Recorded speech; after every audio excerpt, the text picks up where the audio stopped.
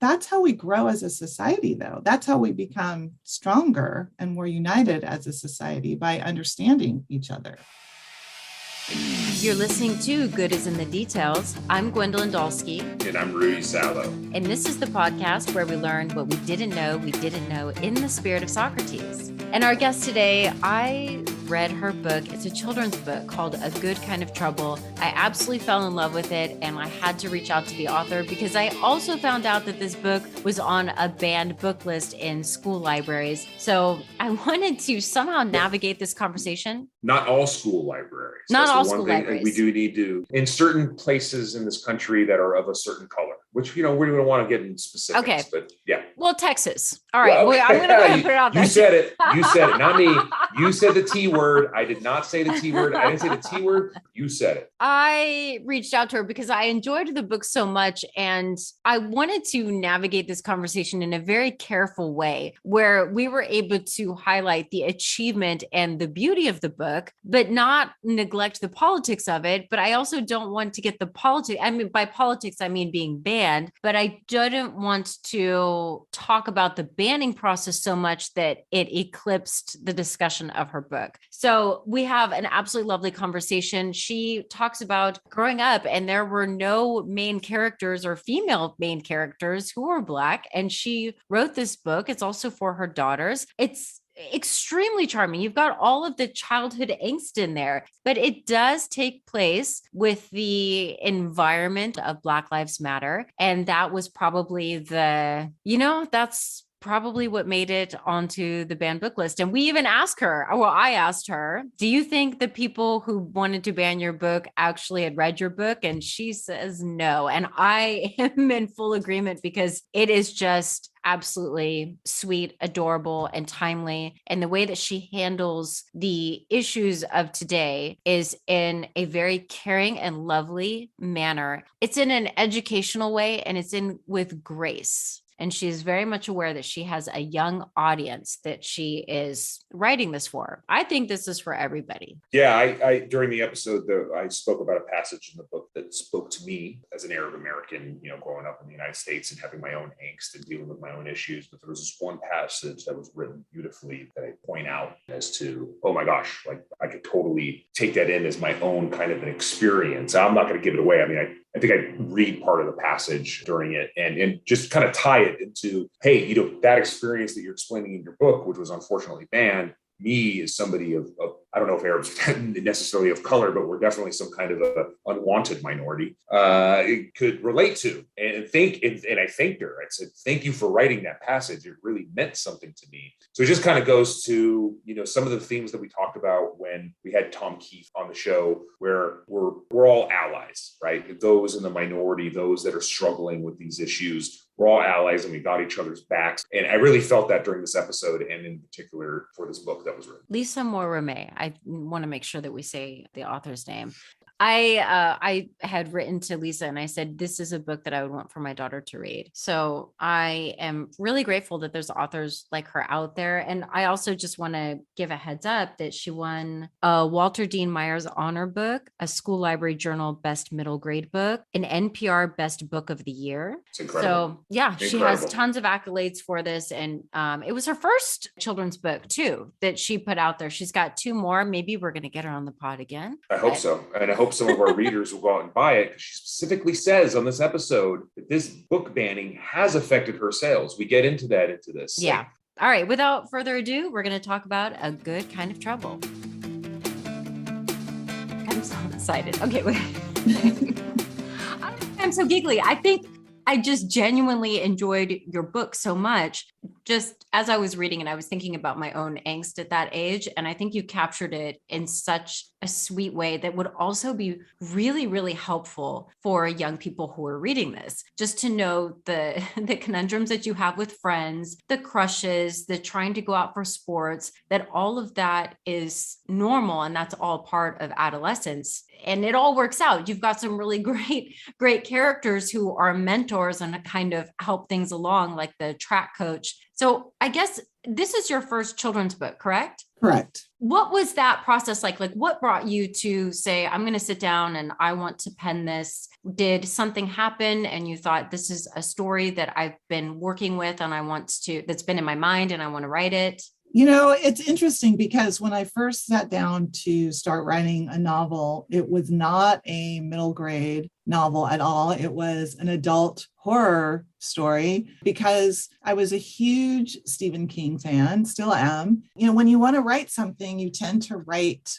what you like to read. And I was well past the age of middle grade when I was starting to write my first novel. So I was like, I love reading horror. This will make sense to try to write something like that. And I got probably, 30 or 40 pages in. I liked the story, but I had never written a novel before. I didn't really know what I was doing. I didn't know how to plot very well. While I was working on that, my kids were getting older. Writing a book takes a really long time, or it can, particularly when you haven't been published yet. And so you have no deadlines. And I was looking at the situations that my daughter was finding herself in as, she was about 9 or 10 years old at the time. And I thought how interesting it was that a lot of the things that she was going through were the exact same things that I had gone through at that age. Things that I would have thought certainly would have changed so many years later, particularly when it came down to kind of racial divides that young people can put themselves in. No one tells them to do it, but they can divide themselves in that manner.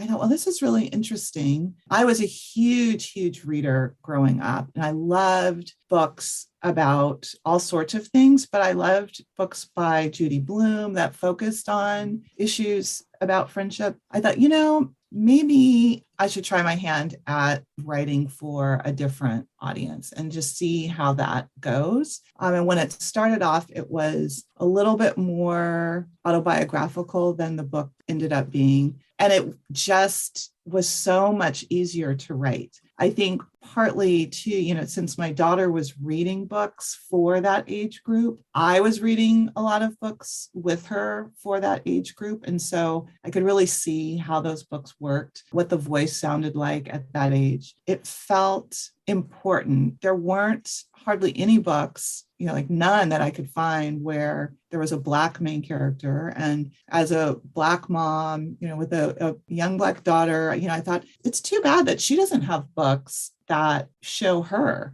So I wanted to recognize that, write towards that. It was before any We Need Diverse books had started up. And it was actually before there was a cause called Black Lives Matter, because I started working on this quite some time ago. And it really started off as a book that looked somewhat at race, but looked much more at friendship issues and just what it was like to grow up and have the perspective of a young Black girl. But as I kept working on it, videos started coming on the news, and I started worrying that my book was not at all reflective of what life currently looked like for a kid growing up today. And I wanted to make sure that it was much more like honest and reflective of that. So the story started incorporating the issue, the cause Black Lives Matter and police brutality and all of that. It became an important part of the story. There was one part in the story where I could really feel it when Shayla is asking her mom about what is going on in the news with the police shooting. And it was at one point where I think her mom was driving and just kind of tightened her face a little bit, like, not now. Like, it was just,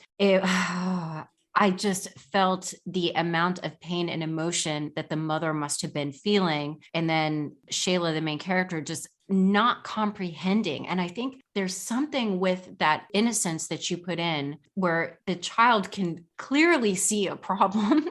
Like, how is it? Like, just not understanding that this seems to be so obvious, and that somewhere along in our lives, we make things more complicated. And the mom is dealing with her entire history. This is what I felt, the entire history and the real understanding of the cultural significance. And Shayla, in her innocence, is just like, but it was wrong. It was Right. wrong. And it was just it really touched me because I was thinking, this is great for children who are reading. This is great for not only Black children, but I would imagine children from all different backgrounds to just have a sense of, what is going on in the world and how much that could impact their interactions with their parents or with their friends. Yeah, exactly. Children tend to be, for the most part, so open and so wanting to understand how the world works. And I think that as much as they can believe in the fantastical, they also can be really logical. Things are supposed to make sense. And I can remember being in elementary school, learning about slavery and hearing about racism, and truly believing with all my heart that if I could just talk to somebody who had those beliefs, I could show them that I really was a person and that I wasn't someone that they should hate because of the color of my skin. Like racism as a concept was something that I could not understand, because I thought, how could someone dislike me or think that I was not even human because of the color of my skin? Like, that doesn't make any sense. I clearly am human. And so, it took me a long time to learn, oh no, I would not be able to convince someone who has that type of hate in their heart. They would not be willing to sit down with me and be convinced of another way. And really, that scene that you mentioned in the book, it was really difficult for me as a mom watching images that I thought, it's hard for me to see this and accept the way that some people in the world look at us. And I knew with certainty that if it was hard for me as an adult, it had to be so much harder for a young person. I had to have that moment of Shayla questioning, why would someone hate me? What is that about? And to show how hard it would be for a parent to get those types of questions from their child. I think you did a really terrific job. The passage that Gwen is talking about, the mother is trying to explain why the police are acting perhaps maybe a certain way. And the way that you described it was, okay, like if you eat unhealthy food for a long time, you're going to be unhealthy, right? Well, for too long, people have been fed a diet about Black folks, about folks with brown skin, making them think we're really scary. And that's how the police have been trained to act. It's going to take a long time to change people's minds. That passage spoke so much to me because as an Arab American myself, and I'm out there speaking on many different podcasts, and me being an Arab American affects the organizations that I'm a part of and my own personal writing, whether that's under a pen name or anything. This is the exact reason why I'm out there and speaking as to what my experience was like growing up as an Arab American, because in the 1980s, the 1990s, and even into the 2000s, you would always associate, Arabs with terrorism. And as a young Arab American growing up, I thought that the entire world thought that all Arabs were terrorists, because every time you literally turn on the TV, we were literally portrayed as terrorists, or there'd be a news story that would associate Arabs with terrorism and the Arabic language with that. And this passage spoke to me because my goal in my life, and I've always promised to say, no, I need to help others out there realize that not all Arabs are terrorists. It's an extremely small minority. And it's up to me to try to help people realize that by realizing there are less of the quote unquote bad Arabs. And I have to help in the retraining of the world as well. So I really enjoyed reading that passage. The way that you wrote it was excellent. And I do think it kind of pinpoints the problem of why certain groups have been painted as quote unquote bad in the past. And I think it does have a lot to do with training and media, and just when you overly focus on the bad, that compounds and has negative impacts that take a long time to get fixed. Exactly. And, partly too, one of the things that I wanted to be careful of in the book, which makes it very ironic with what's going on right now, is at no point, at no time did I want to have a message in the book that even implied that the police were bad, that it was this setup of it's us against them, the police are bad, Black people are good, and this is what's happening. Because I'm like, that's not what the story is. That's not what the reality is. And, I have police officers in my family. I have a lot of respect for the men and women who do that job. I think that just what you were talking about, Rudy, it's going into trying to figure out why these things do happen. Because if you meet someone who is fair-minded and, you think like, okay, well, they're not the person who's going to be treating someone, like this because they're a good person. They have a good heart. So you think, well, then why would they make a different choice? Why would this be happening? And I really spent some time thinking about that. I have friends who, even though they're friends with me, it doesn't make a difference when they see someone Black that they don't know, particularly a Black man, and they have a reaction of fear. It's part of me says like, well, they should know better. They know me, they know my husband, they should know better. But it's like what Mama says in A Good Kind of Trouble. It's like, you've been fed a certain diet. It's really hard to try something else, and to move away from that. And just like we've seen with all Arabs, Arab American or otherwise, of this diet of, like, oh, of course, that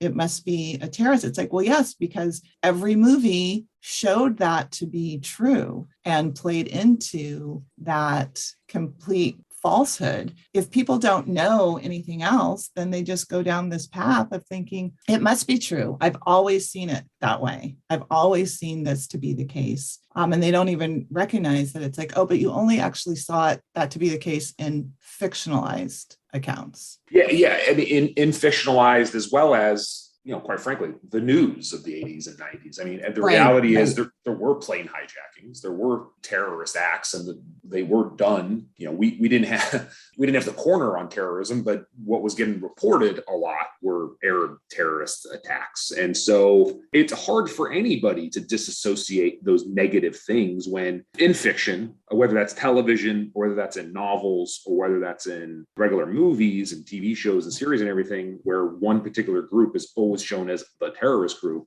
coupled with bad news really happening, and coupled with the other thing that I talk about, which was very, very, very difficult to grow up with. Quite frankly, I feel like it's kind of unique to the Middle Eastern experience, as opposed to, and this is not a discussion, I'm trying not to refocus anything, but I will say we didn't even have any Arab American or Middle Eastern heroes to look up to in the 80s and 90s. The closest thing that we had was the Iron Sheik in WWF wrestling. And that, he was a bad guy in that. So when you also don't have heroes, that's very, very difficult as well. So that's a whole other discussion. No, I mean, it's part of it too.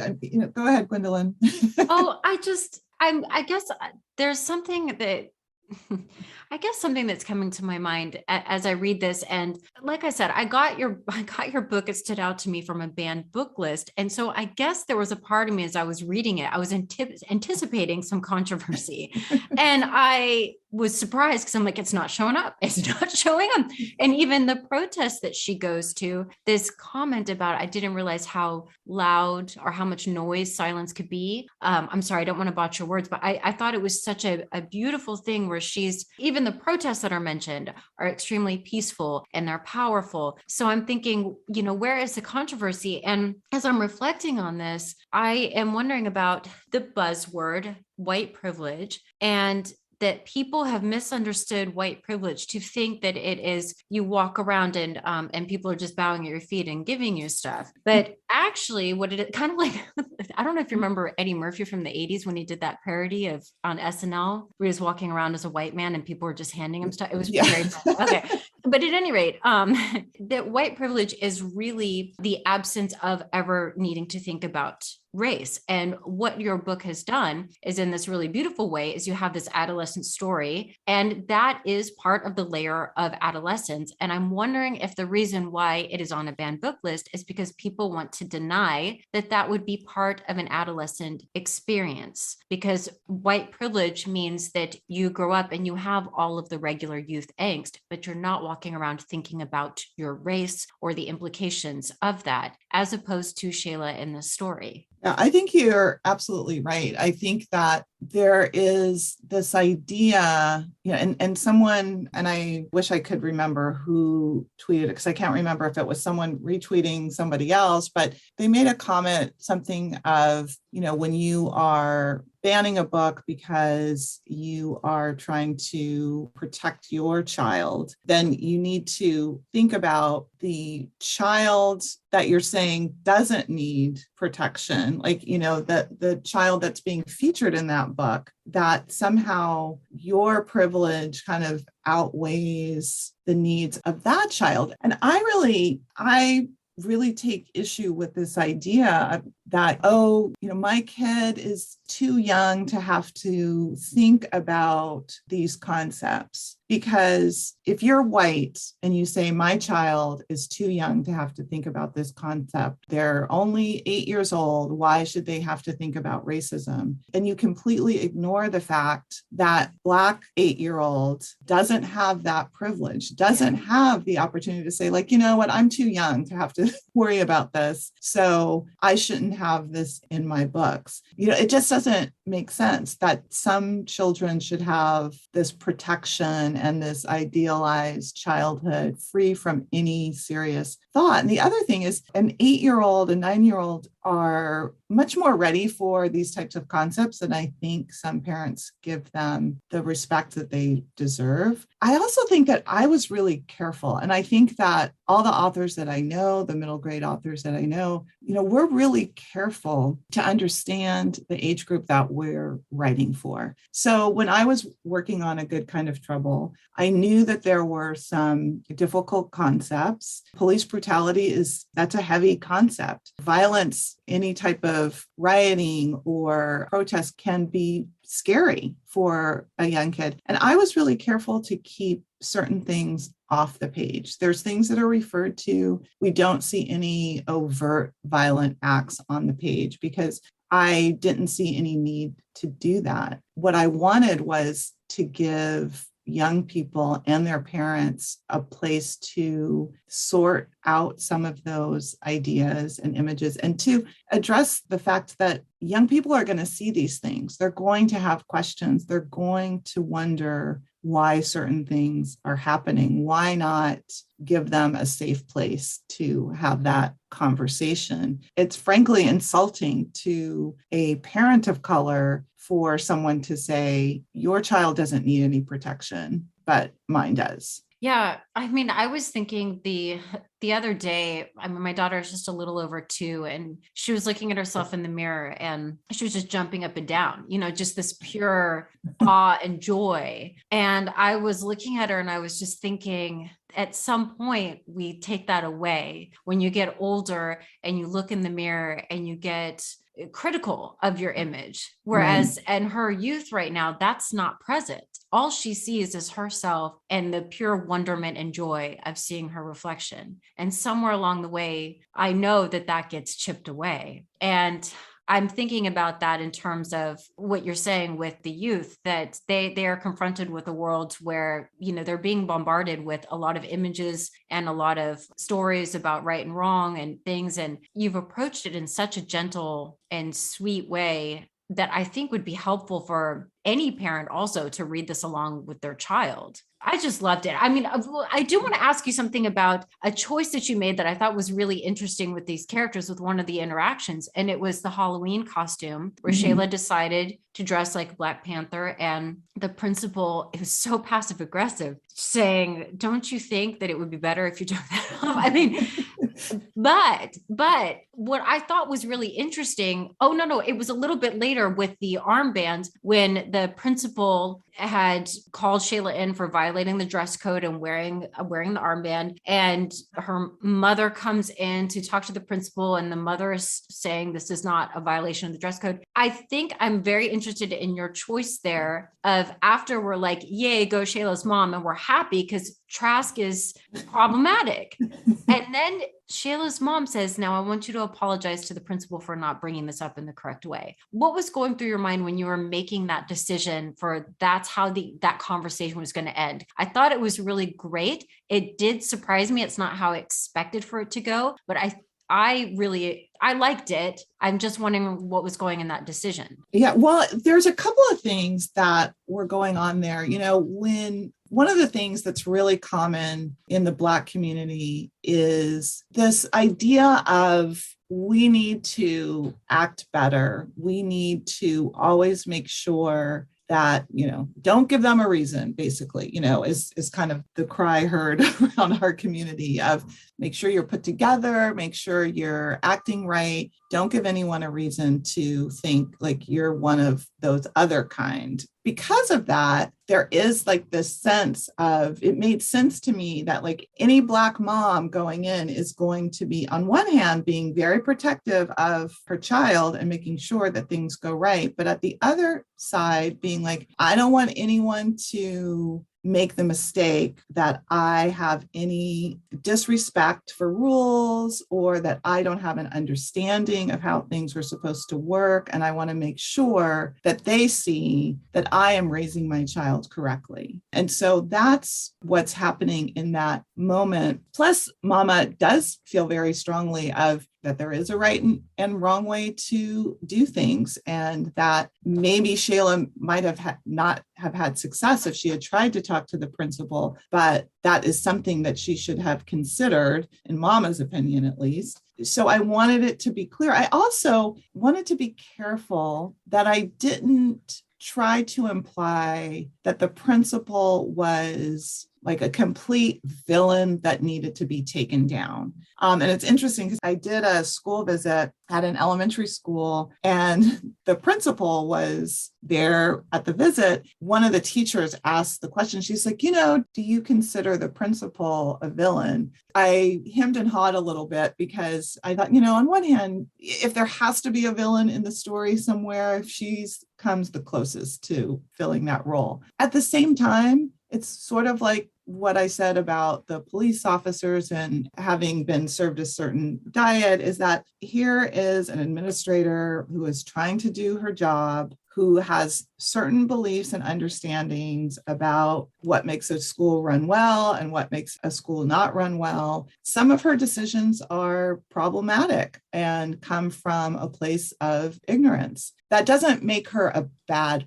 person. It makes her an uninformed person. And my hope was that by ending the exchange the way that it does, it lets the principal hold on to enough dignity to maybe be willing to be gracious about changes that might come in the school year ahead, and not hold on to anger and be like, well, now I'm really angry because I got into a fight with this parent, versus like, okay, we resolved this issue amicably and we can both move forward. Yeah, there was no humiliation right at all. I love that. I mean, and I guess that's also maybe reminding me of the title with A Good Kind of Trouble, with the approach that Lewis had in the spirit of Martin Luther King, this idea of retaining your dignity in part by respecting the other person's humanity, but still that can mean saying no to something that's problematic at the same time. So you can stand up for yourself without dehumanizing the other, I guess. Right. And that's what I really enjoyed. So my question for you then is, do you think the people who wanted your book banned read it? No. I'm just 100% no. Okay, 100%. I'm just that's got to be obvious. I mean,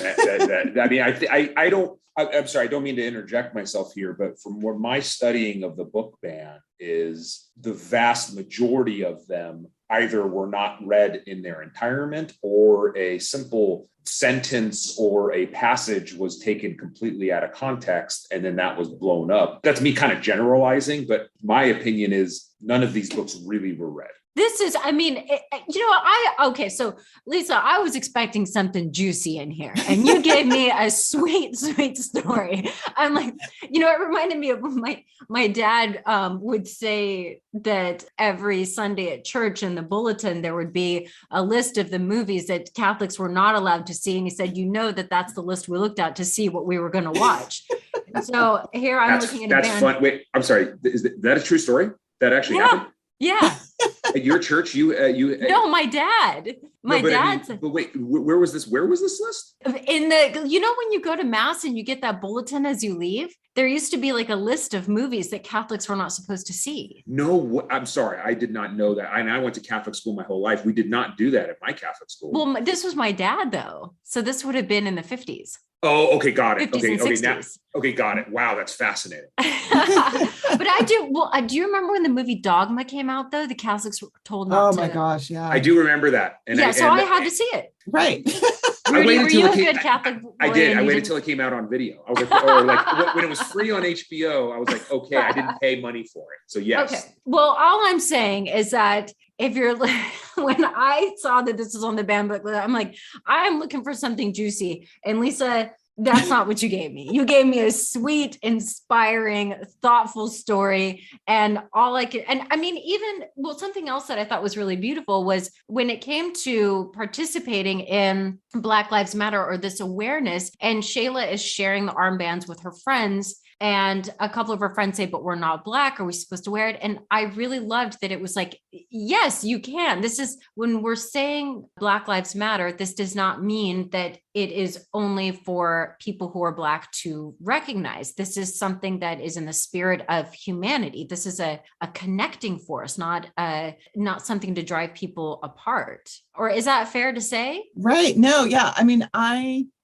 really wanted that message to be in there because I saw the difference. I saw what it looks like when Black Lives Matter was perceived as being something that was very outside the realm, that it was just, I'm hesitating because it is for Black people. It is about Black people. Obviously, it is Black Lives Matter. But it wasn't until the murder of George Floyd and there was kind of this kind of rebirthing of the movement, if you will, I think that there was a better understanding of what Black Lives Matter actually meant, and that it was clear that it was saying our lives matter too, not our lives matter more than anyone else's. And how people showed up for that, all sorts of people, not just Black people, showed up for that to say, we understand this cause to be true. We stand with our Black friends, our Black family members to say, yes, your lives do matter, just like our lives matter. And that to me is the strength in what happened more recently. I think that the bannings that we see are kind of a backlash of the people who really are against people coming together in that way. It really makes me sad and just disgusted. There are people who would rather keep us divided, who really do not want to see this support, kind of crossing of the bridge and holding hands together, that they really want it to be a society where it's like, no, you stay over there and we'll be over here. That's the way it's been. And that's the way we want it to be, that they don't want their children exposed to stories that feature young people that don't look like their children. I think, when I grew up, I didn't read a single book where the main character was Black, not one. And in fact, when I first started writing, my characters were white, and it was because I hadn't seen books with Black characters. So it didn't even occur to me to write books with Black characters. And I thought, now, why is it okay for me to grow up like that? And for me not to be, and for people to think, well, it's fine for you to read stories about kids that don't look like you, but it's not fine for my kid to read stories about kids that don't look like them or are different from them in any way. It's like, that's how we grow as a society, though. That's how we become stronger and more united as a society, by understanding each other. Yeah, it seems like in the last few decades, there was just the overt extreme racism, and then the type of correction was still driven by the same people to just say, okay, there is no race. Let's just say, I don't see race. There is no race. And that's not it either. That's not it. I mean, the denial of race, to use that as the judgment for somebody, is problematic and oppressive, but the denial of it is just as oppressive. It's not celebrating a culture, a way of being. That when we're talking about Black lives, it's also about celebration of achievements. It's not just discussions about oppression. That's what I think. And to go from, just the denial of race at all it's just an erasing so much talent and experience and a way of being in the world that's just as problematic. 100%. We're in really scary times right now. I think that, many people have said that this book banning issue, this whole thing of labeling so many things as being critical race theory when they clearly are not, when, there's clearly no understanding of what CRT actually is, to say that that my book is, CRT is ridiculous. But there's a whole lot going on that has nothing to do with these books. That is, a political agenda. I go back to thinking about where we were just a couple of years ago, where it seemed as if we were in a place where there was hope and a sense of maybe change is coming. There's enough people who are speaking out for, calling out for change, wanting to see equality in our society. And the fact that people calling out for that, loudly, created this whole other backlash of people saying, no, this is not, that there's something about my life that's now being challenged. And so this is not something that I want to see. I just got an email from someone saying, in her county, all the copies of A Good Kind of Trouble have been pulled from the library. I thought, I have no desire really to sit down with the parents who are calling for the books to be pulled. Mm-hmm. But you really have to question it. It's like, what is it that you are afraid of? What truly is it that you think will happen from your child reading this book and other similar books that are exploring a life that looks different from your child's life? What do you think is going to happen? What do you truly think is the harm here for your child? I can't help but wonder if there's, in the Venn diagram, that there's an overlap between the people who want to ban your book and books like these, and who are also saying that Elon Musk getting Twitter is going to allow for free speech. I can't help but wonder if there's an overlap there. I think that there's a big, scary overlap. As you're giving your talks, as you're, maybe doing book signings and whatnot, is there something that has stood out to you in a really joyous way? Somebody has said something about your book and what it meant to them, or has there been a reoccurring theme of people are getting something out of your book and you didn't realize it was going to touch people in this particular way? What has been a joyful part of you talking and touring about your book? Oh gosh, thank you for that question. That's lovely. The two things that really delight me is I get a lot of letters from young Black readers saying that they were so happy to see themselves on the page of a book.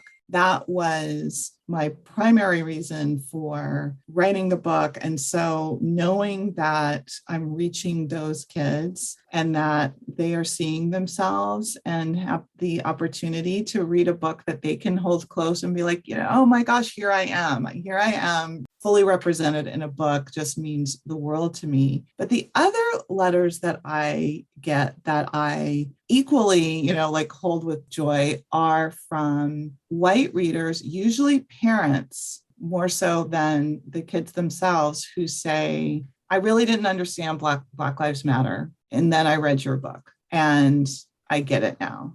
it gives me goosebumps even, like when I get those letters, because I think while that certainly wasn't the sole reason that I wrote the book, and I wasn't really thinking about those parents when I wrote the book, that I just think that's really lovely that there are those people out there who are open and willing to understand and have their minds changed about, something that they thought they understood and realize like, oh, no, that's not what it was at all. And now I get it. I think that's really cool. But, I love meeting young readers. With the pandemic, it's been really hard doing lots of visits over Zoom, but they bring so much joy and encouragement to me and remind me of, that's who I'm writing for. They still need more stories. And I'm going to keep, regardless of whether the books get banned or not, I'm going to keep working and telling as many stories as I can. If you don't mind me asking this question, this kind of goes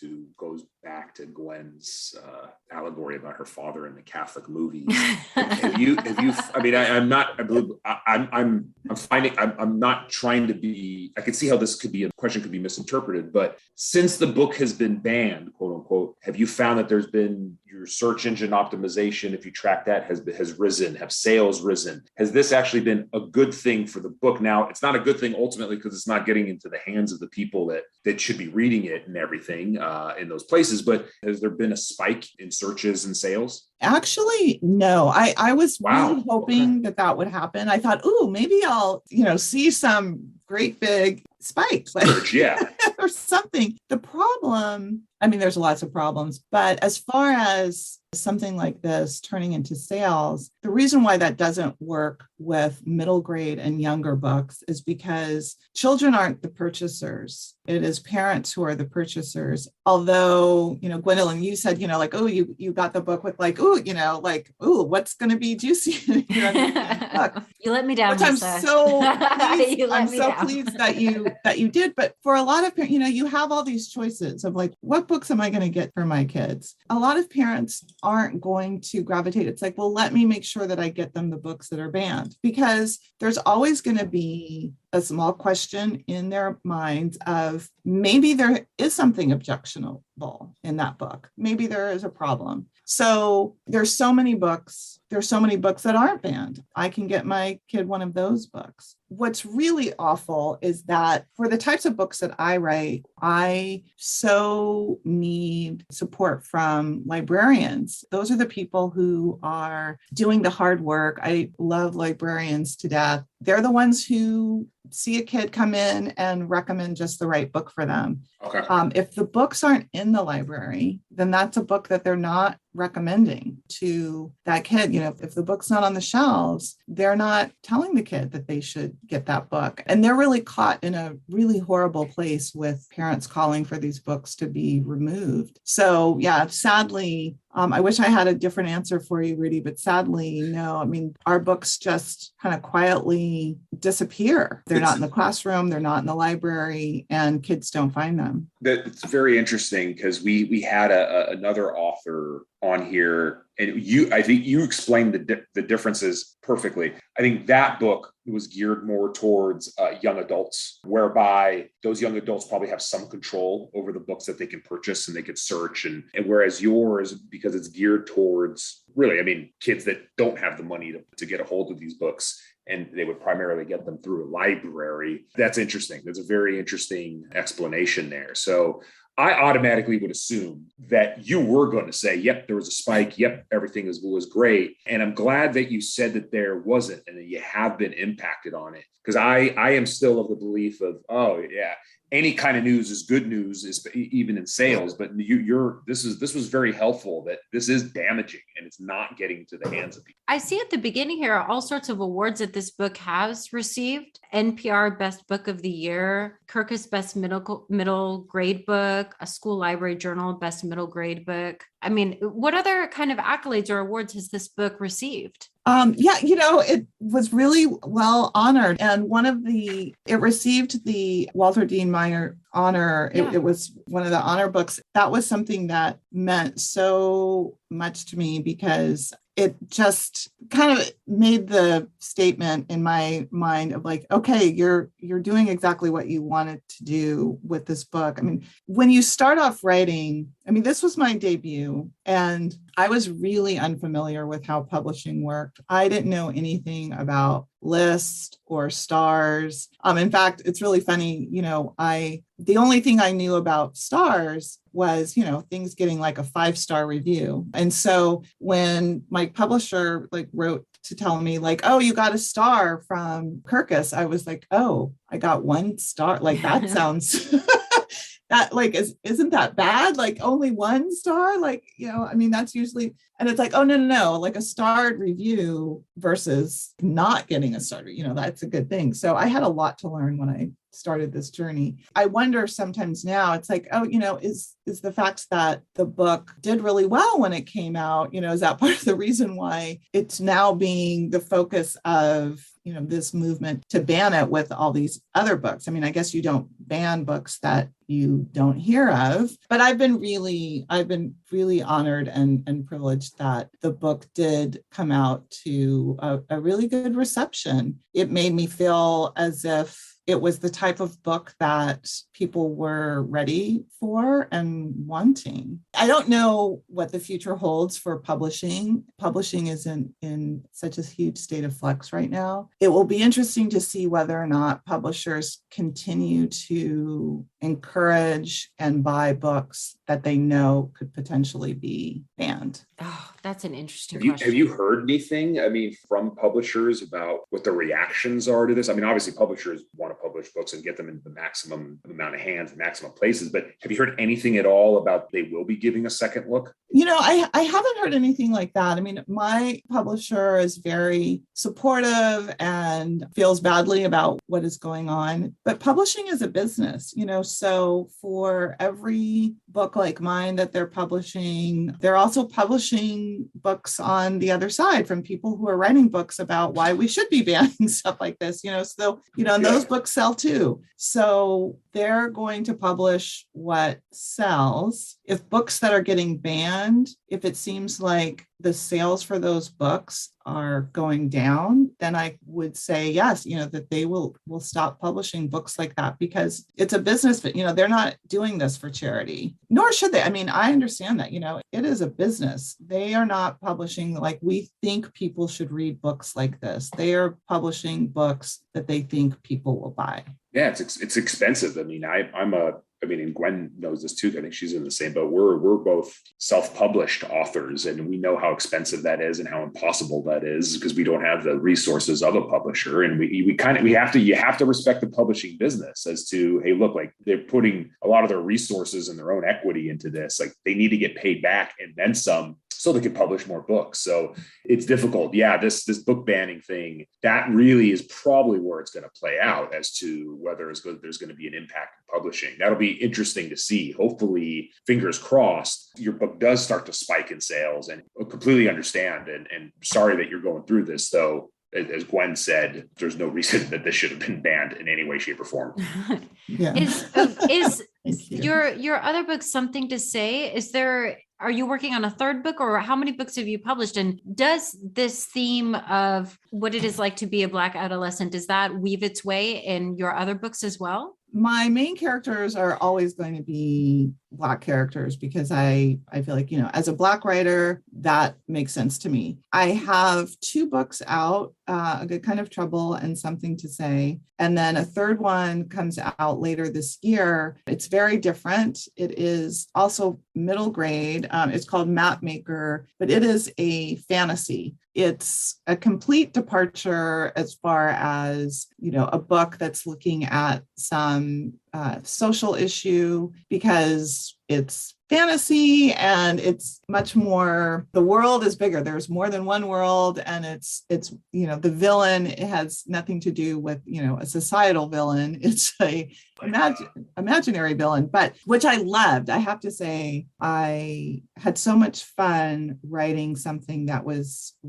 pure fantasy and a delight. And the main character is a boy this time. The irony, though, is so my second book, Something to Say, it never occurred to me that A Good Kind of Trouble would get any heat, because I thought it is, I think, really sweet. And it does, I think, avoid showing anything that I think would be objectionable. Something to Say was the book that I thought, oh, there's going to be people who are going to be really annoyed with this book, because the book isn't really about this, but kind of behind the scenes in the book, the school that the main character goes to is going through a school name change. It's currently called John Wayne Middle School, and there's people in the community that want to change the name to Sylvia Mendez Middle School. And I thought, oh my God, people are going to come for me for saying anything about John Wayne. And I thought, well, I guess it probably shows my age, because I'm like, well, probably there's people who just don't even know who that is. And so they're not coming for me for that reason, because they're like, yeah, we don't know who you're actually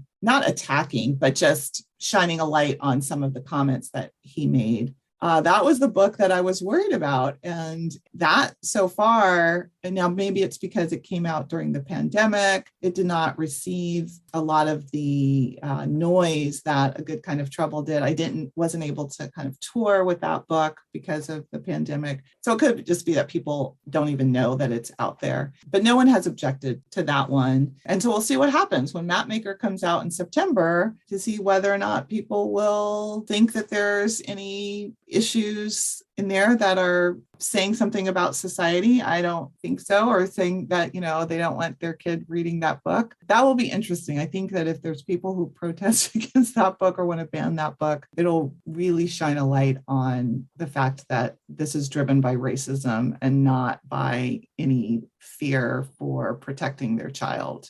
Is that the same publisher? Yes. Okay, got it. Okay, that's good to hear. Same publisher, same editor. Lisa, how can people get in touch with you? I'm just so happy. I want for everyone to get your books. We're gonna have a link to your website and everything. But do you have a social media handle or something that you'd like to put out there? Sure. You can find me at Lees Ray, which is LeeSeray. And that's on Twitter and Instagram. Lisa, thank you.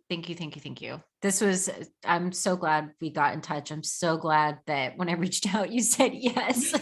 This has just been, and for me, I'm a total book nerd, bookworm, and there's nothing more exciting to me than to be able to actually speak to the authors of the work that I read. And I really appreciate this conversation. I value your work, and I'm just excited that you're on the scene and writing these kinds of stories. It's great. It's great. Thank you so much. Thank you so much for inviting me. This was really fun. I really appreciated talking to you both. Yeah, thanks, Lisa. Sorry for the interruption. Amongst my writing activities and Arab American activism, I'm a lawyer by day and still have to manage all of that as well. So my apologies for any of the intrusion. Thanks for writing that book. It really did speak to me. And my pleasure. And so you're saying if I ever get pulled over to use your name?